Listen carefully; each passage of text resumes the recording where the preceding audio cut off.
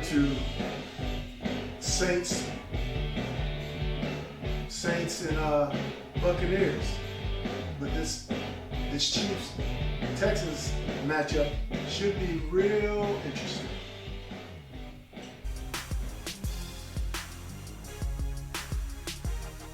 What you talking about? What I'm talking about, Week 1 NFL starts tomorrow night.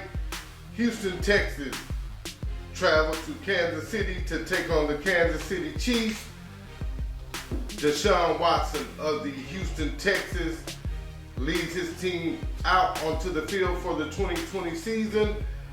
Patrick Mahomes, Super Bowl winning quarterback, comes back to lead his team. Coach, what are your thoughts on Week 1, Game 1, NFL? Well, first of all, they're billing this as round 3. That's number one. Because these two young men have really put on some exciting matches. You got to look back and look at the playoff game where the Texans came in and jumped on them 24-0, 24-7, 28, and then next thing you know, here comes Patrick Mahomes. So this makes for a thrilling matchup on a Thursday night. But here's the thing, I think what's really going to set the edge for Kansas City, even though Bill O'Brien has made some moves in the offseason, is coaching. Andy Reid is on a roll. He is coaching. He's got what he wants at quarterback. He's one of the best quarterback gurus in the business, if not the best.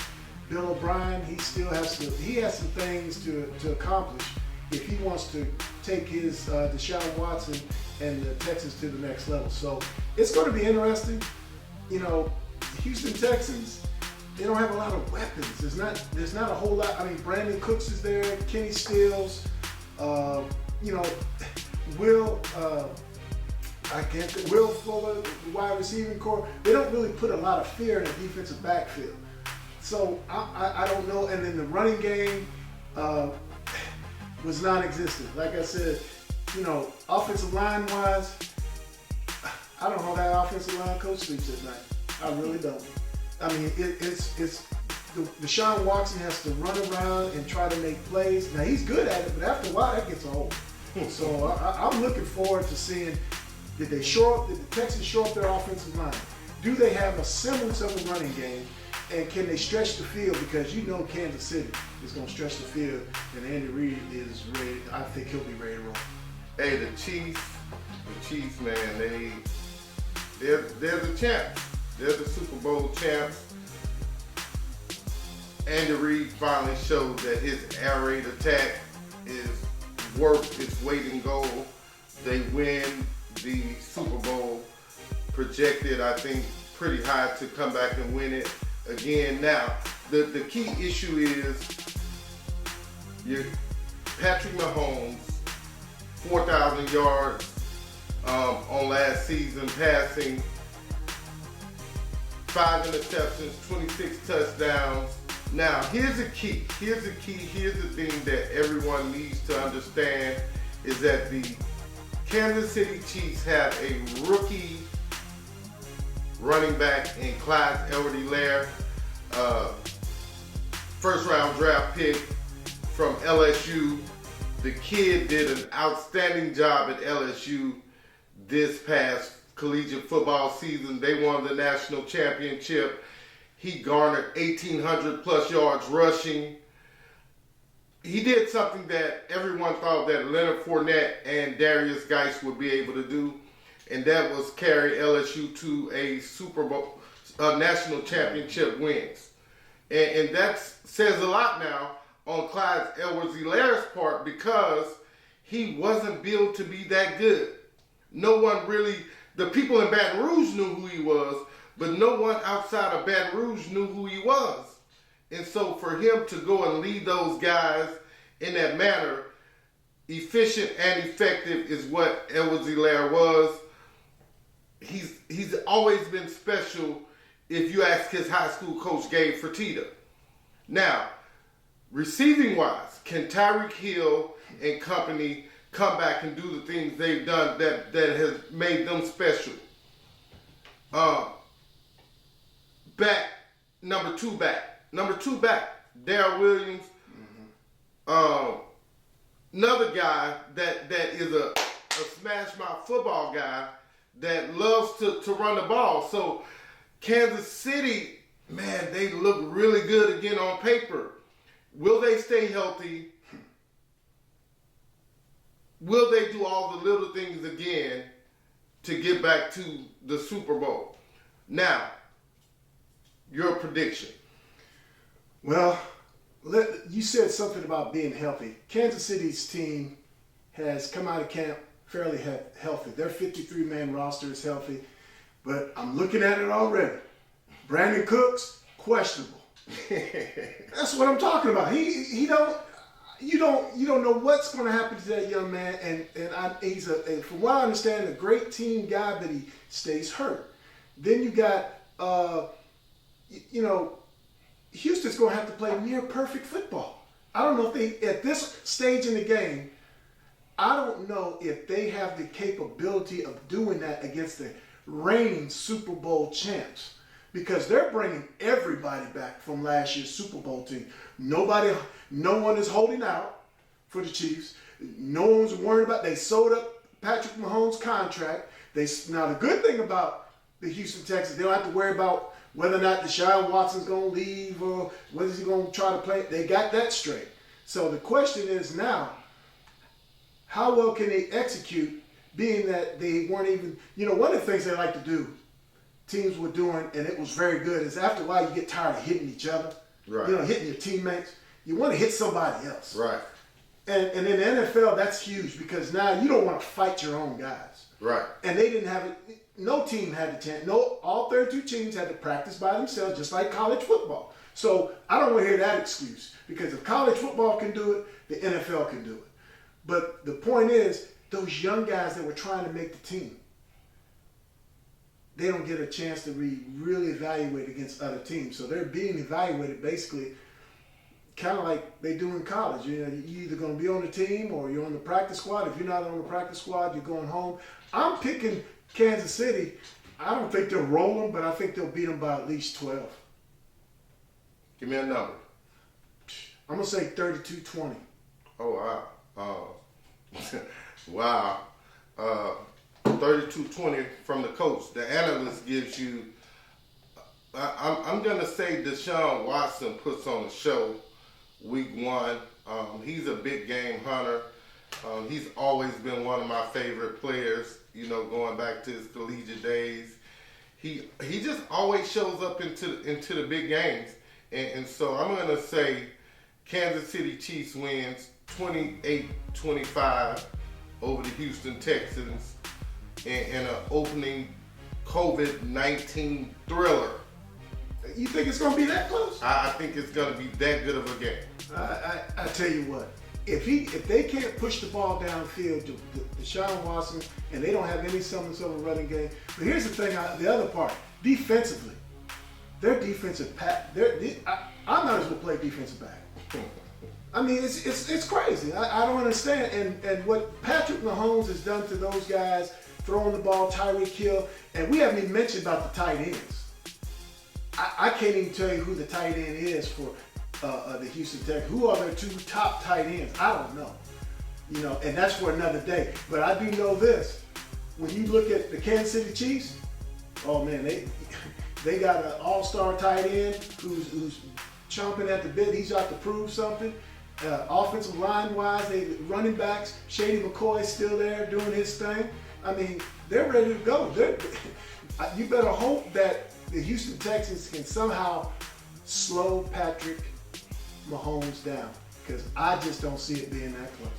Again, at the end of the day, when you look at it, guys have had nothing else to do but work on their craft, and these guys are professionals. They're supposed to be the very best in the business, and so therefore they did the work.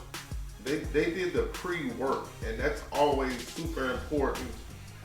Guys that really love this game and really love to play this game, you get an opportunity to really showcase your skills and talents, because after it's all said and done, I wouldn't want for a rookie, a guy with no NFL experience, to walk through the front door and take my job. And you know what? That's critical, because defensively, I think what the Houston Texans have to do, they're going to have to establish, like I said earlier, establish a running game. Don't turn the ball over at all. Deshaun Watson, some of the best plays he may make tomorrow night is throwing the ball away. Don't throw picks, because if you start throwing picks, and that's what happened to him the game last time. They started turning the ball over. They started throwing picks, and next thing you know, it's 51-31. I mean, the defense couldn't hold up against Patrick Mahomes, and that's what I'm trying to tell you. I guess it's just a matter of this first game, the pandemic that we're in. Everything has changed. Everybody's been dealt the same hand, and then these two get to show up on tomorrow night and show the nation and probably the world, this is how we're going to do it. There won't be too many fans in the stands, if at all. I think Kansas City's going to have a few fans. I think 25,000, maybe 20,000. But be that as it may, we're going to find out what kind of coaching job has been done, what kind of is Houston going to be able to execute, and then it's going to be may the best man win. But I tell you what, I'm like you. I've always liked Deshaun Watson. Always have. I still get burned up when I find out he got drafted behind Mitchell Trubisky. That didn't make no sense to me. Someone who didn't even make the NCAA playoffs, and here's Deshaun Watson. Not only did he make it twice, he put up over 500 yards against an Alabama team. They haven't stopped him yet. Right. The only thing that stopped him was the clock the first game. In the second game, they ran 100 plays, and that's because of and they were lighting him up. So, but be that as it may, he can't do it by himself. I'm picking the Chiefs. Next game up is the Tampa Bay Buccaneers versus the New Orleans Saints. Two legends. These guys, once they hang their cleats up, they're probably going to be NFL Hall of Famers. Both have Super Bowl championships under their belt. Tom has a few more than Drew, unfortunately, but that's just the way the rubber ball bounced. Tampa Bay gets stud running back Leonard Fournette. I'm going to tell you, and I'm just going to keep going on this one, Coach, and I'm going to take Tampa Bay. Giving a guy like Tom Brady a Leonard Fournette is like handing him 10,000 options, because he already passes the ball really well. At the age of 40, 41, he still does that really well. And so when you look at the overall on it, now he gets to hand the ball off to a guy like Leonard Fournette, who's not afraid to go up the gut of the defense through the A-gap, or he has the speed to hit the edge, or he has the speed to run the bubble screen. That's a lot. That's going to be a lot for New Orleans defensively to overcome, I think. And I'm not saying that Tampa Bay is going to win. I'm just saying that dealing with Tom Brady is hard enough. And then adding on a Leonard Fournette, that's just absolutely tough. Well, Sean Payton, and then you got the head coach for the Tampa Bay Buccaneers. Those two guys, they're very good signal callers. Tampa Bay has acquired, have probably one of the best tight end combinations, receiving combinations. They needed a running back to complement complement Tom Brady. But here's the quiet thing people don't realize about Tampa Bay last year. Even with Jameis Winston last year going 30 for 30, 30 touchdowns and 30 interceptions, their defense held their own down the stretch. They held teams to less than 10 points. And Right. and no one's really talking about them. Now they did get rid of their big defensive lineman who is now hurt at Dallas. But they found some other guys to come in and shore up that front. But here's the thing, the Saints, Alvin Kamara, first of all, was his back. People were saying he held out because of contract. He says it was his back. He's healthy now. I don't know. Then you got the tight end situation. I think is really secure. They got some reliable tight ends. Drew Brees is going to make you look good. He's going to find you. Can the offensive line stay healthy? And I'm talking about Armstrong at that left tackle spot. Right. He's another one. You don't know. I don't know if he's ever played a full season. I just don't know. I don't think he has. I don't think he's played a 16-game season, and it'll be hard to find if there has been anybody on that offensive line who's played 16 games in a row. And I don't know what that is. I don't know. It's just something that you need to take a look at. I think Drew Brees, he's on his last swan song. I think this is his last year. I'm gonna say it right there. Even if he don't win the Super Bowl, and Sean Payton's doing everything he can, he brought in the receiver from the 49ers who torched them in that game they played last year. And can the defense rise up and keep Tom Brady from executing? And can they confuse him enough, or at least keep everything in front of them? Because Mike Evans and those other receivers, they're going to make you look good. They're going to make you look good. And I'm just wondering, can the defense hold up? Leonard Fournette, he's coming by her. And like he said in the paper the other day, I finally got me a quarterback. And I thought about it. I said, that's true. But what he did to the Steelers that year when they went to the playoffs, I was like, man, if that's the Leonard Fournette they get, yeah, they got a chance to beat the Saints. But I'm picking the Saints in a close one because of Tom Brady. I know Tom Brady's going to be, Tom Brady is he's a football junkie. He's been around the league enough. He's seen everything. So I'm picking it in a close one. Should be a great matchup. Two Hall of Famers at quarterback and two potential Hall of Famers at head coach. Well, the key point to me is Bucs wide receiver Mike Evans. Mike Evans probably screamed the same thing that you said Fournette screamed. And again, I'm a fan of Jameis Winston's. I'm definitely a fan of Jameis, famous Jameis. Shout out R.I.P. Carla Mack. You know what it is. Jameis, man, it's a tough situation, a tough scenario for this guy because at the end of the day, coming in from college, he was red hot. And so I don't want to speculate. I thought he got a raw deal on the lineman part. I don't know if the offensive lineman gave Jameis their very best week in and week out. And when you're running from your life, it's hard to accurately throw a football. It's really hard to accurately throw a football in that situation.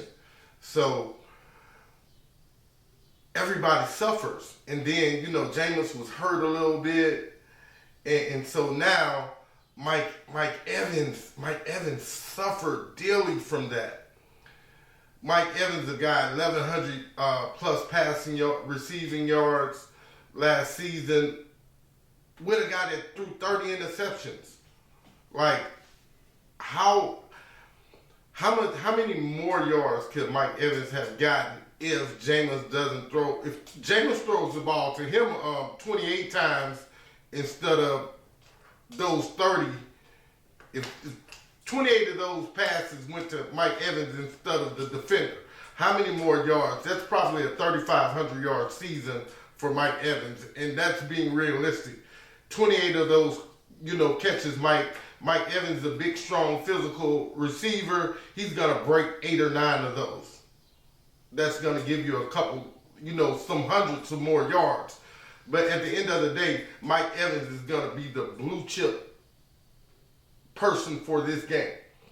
Can Mike Evans How much is he enjoying Tom Brady pitching and catching the ball with him? Like, again, we know Brady makes plays. That's what he's done his entire career. Mike Evans comes in. He's been phenomenal under a guy that had a bad start. Your prediction? I'm picking up I'm really, like I said, I think this is going to be a shootout. What has the potential to be a shootout, because you're going against the number one rushing defense in the NFL last year, in the Tampa Bay Buccaneers. That's what's. So the Saints' running game, if it's not in the middle of their interior line is not set, the two tackles are set, but the interior right now there's some question marks. Will the young center have to go from? I think he's from Michigan. Will he have to go?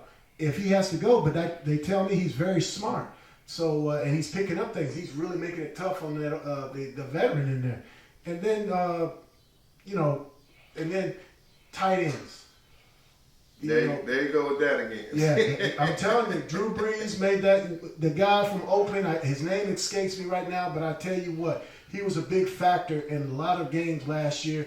Even when Drew was out, Teddy Bridgewater threw to him a ton, and he bailed him out of a lot of situations. So I'm looking to see how that works, because you got both teams with good, decent tight ends.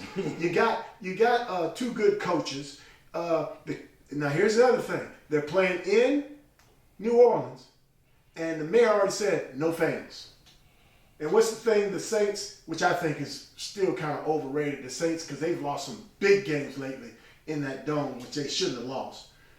And back to the Rams, but that's another story. But there's no fans. So where are you going to get your juice? You got to make your own energy, your own juice. That's what you're going to have to do. I listened to Ed Orgeron today. He's talking about his players, they're going to have to make their own energy. Same thing with the Saints, offense and defense. There's not going to be a lot of Saints fans with the funny gear on and the Hail Marys or whatever they do. It's not going to happen. Well, I want to talk to Bruce Arians right now. You're probably in the best position you've been in as a head coach. You definitely have the best quarterback that you've ever had.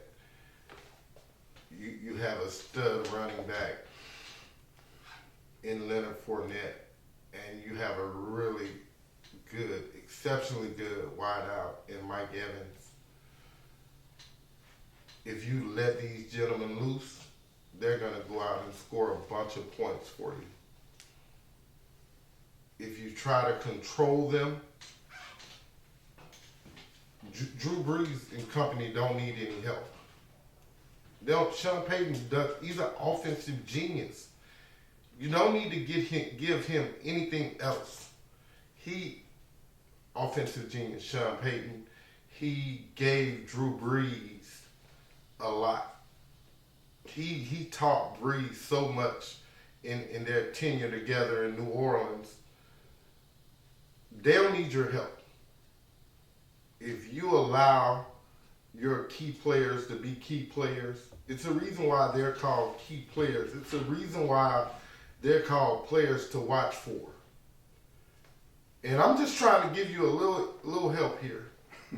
I didn't stay at a Holiday Inn last night or anything like that, but Brady, Fournette, Evans, smash. It's a winner. And you'll win this game by 4 touchdowns. Did you say 4 touchdowns? I said it. I meant it. Like, it's the truth. They have that big play making ability with those guys if he allows them to be them. And so, again, Tom Brady under Bill Belichick learned how to be a coach. When he hangs up his cleats, he's probably going to get a head coaching job in the NFL or wherever he says he wants it. And so, did I just tell the coach to let the quarterback be the coach? Let him be the coach. Let him do his job. Ain't gonna happen. Tampa Bay Bucks, 35. New Orleans Saints, 35. This one goes into overtime. The Saints. You just said 4 touchdowns. No, I said they could. They could. They could. If he allows, right? If he allows him to be who they're supposed to be. Overtime, Saints win. Breeze gonna pull. If he gets the ball last, I've seen him score with no time on the clock. Yeah. I'm picking Saints 36-24. I'm picking the Saints 42-35 in overtime. Big time thriller. Everyone's excited about week 1. It's the NFL, baby. I can't believe we went overtime.